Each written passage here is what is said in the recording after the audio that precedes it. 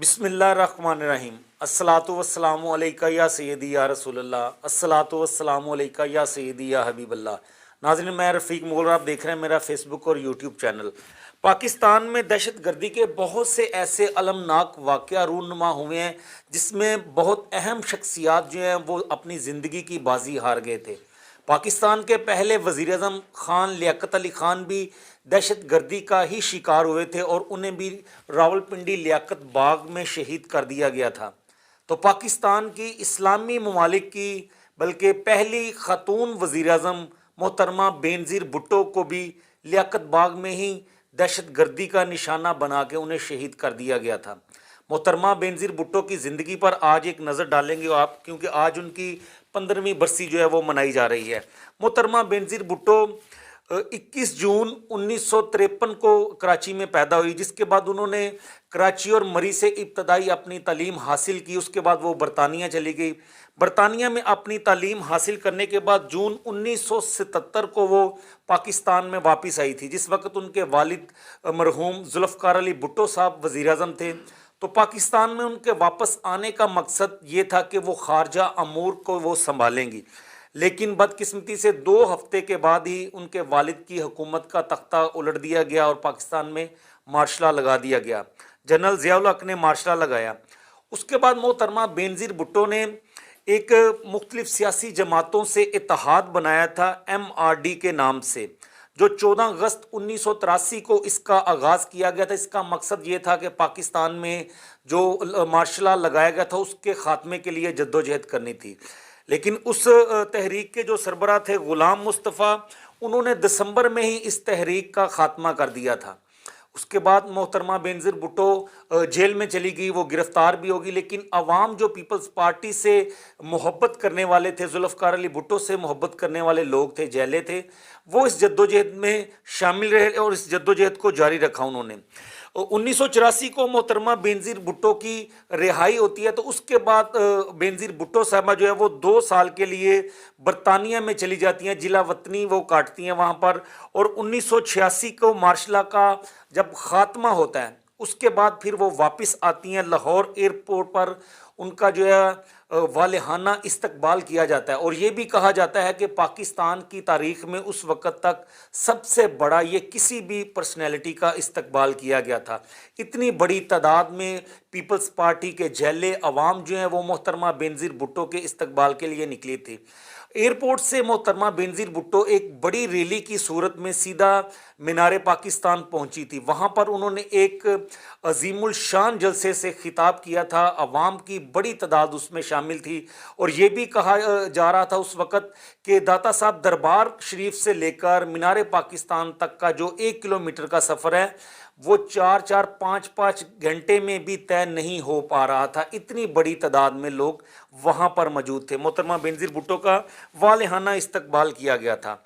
اس کے بعد محترمہ بینظیر بھٹو نے 1987 کو نواب شاہ کے حاکم علی زرداری کے بیٹے آصف علی زرداری کے ساتھ شادی کر لی، رشتہ ازدواج میں وہ منسلک ہو گئی۔ اس کے بعد انہوں نے الیکشن کمپین کا آغاز کیا۔ 17 اگست 1988 کو جنرل ضیاء الحق کا طیارہ جو ہے اس میں بلاسٹ ہوتا ہے، ان کے ساتھ جو ہے وہ اور بھی جرنیل کافی جو ہیں وہ شہید ہوتے ہیں، جنرل ضیاء جو ہیں وہ بھی شہید ہو جاتے ہیں۔ اس کے بعد پاکستان میں عام انتخابات کا جو وہ اعلان کر دیا جاتا ہے۔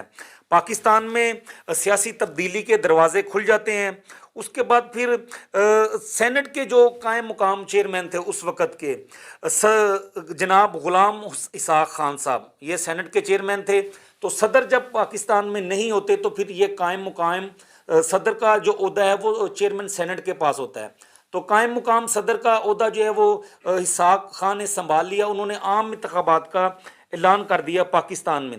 پھر 16 نومبر 1988 کو عام انتخابات کروائے گئے تھے، جس میں پاکستان پیپلز پارٹی اکثریتی جماعت بن کر سامنے آئی، اور 2 دسمبر 1988 کو محترمہ بینظیر بھٹو نے 35 سالہ عمر میں پاکستان کی پہلی خاتون بلکہ اسلامی ممالک کی پہلی خاتون اور کم عمر خاتون ہونے کا اعزاز حاصل کرتے ہوئے وزیر اعظم کا انہوں نے حلف اٹھایا تھا۔ اس کے بعد ان کی 20 ماہ حکومت چلتی ہے۔ انہی کی حکومت کے جو اس وقت کے صدر تھے फारूक लगा इसहाक खान, यही मोहतरमा बेनज़ीर भुट्टो का हुकूमत का तख्ता उलट देते हैं। कुछ बदनवानी के, करप्शन के इल्ज़ामात लगाए जाते हैं मोहतरमा की इस हुकूमत पर। 20 माह सिर्फ ये चलती है। उसके बाद दोबारा 2 अक्टूबर 1993 को मोहतरमा बेनज़ीर भुट्टो साहबा दोबारा पाकिस्तान की वज़ीर आज़म मुंतखब होती है। आम इंतखाबात होते हैं, उसमें वो जीत जाती हैं, तो दूसरी बार वो पाकिस्तान की वज़ीर आज़म बन जाती हैं। उनकी हुकूमत फिर 1996 तक जो चलती है मोहतरमा बेनज़ीर भुट्टो की। उस वक़्त के जो सदर थे फ़ारूक लगारी, उनका ताल्लुक़ भी पाकिस्तान पीपल्स पार्टी से ही था। वही अपनी हुकूमत का तख्ता उलट देते हैं, तो मोहतरमा बेनज़ीर भुट्टो इस तरह अपने मनसब से हाथ धो बैठती हैं। दोबारा उनके भाई मुर्तज़ा भुट्टो का कत्ल हो जाता है, मोहतरमा की हुकूमत ख़त्म कर दी जाती है। दोबारा फिर वो बरतानिया चली जाती हैं, जिला वतन हो जाती हैं वो। उसके बाद वो दुबई में मुकीम रहती हैं। फिर कुछ अरसे के बाद वो मियाँ मोहम्मद नवाज शरीफ और दीगर सियासी जमातों के सरबराहान से मिलकर लंदन में वो एक इत्तेहाद बनाते हैं। जैसे पहले 1983 में बनाया गया था मार्शल लॉ के ख़िलाफ़, उसी वक्त भी क्योंकि जनरल परवेज़ मुशर्रफ का मार्शल लॉ होता है, तो ARD के नाम से एक इत्तेहाद बनाया जाता है।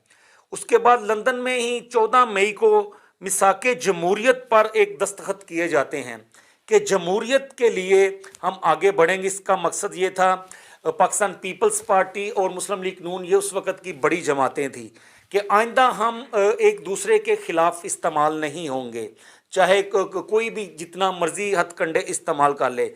तो मिसाके जमहूरियत के नाम पर ये एक मोहतरमा बेनज़ीर भुट्टो ने दस्तखत किए।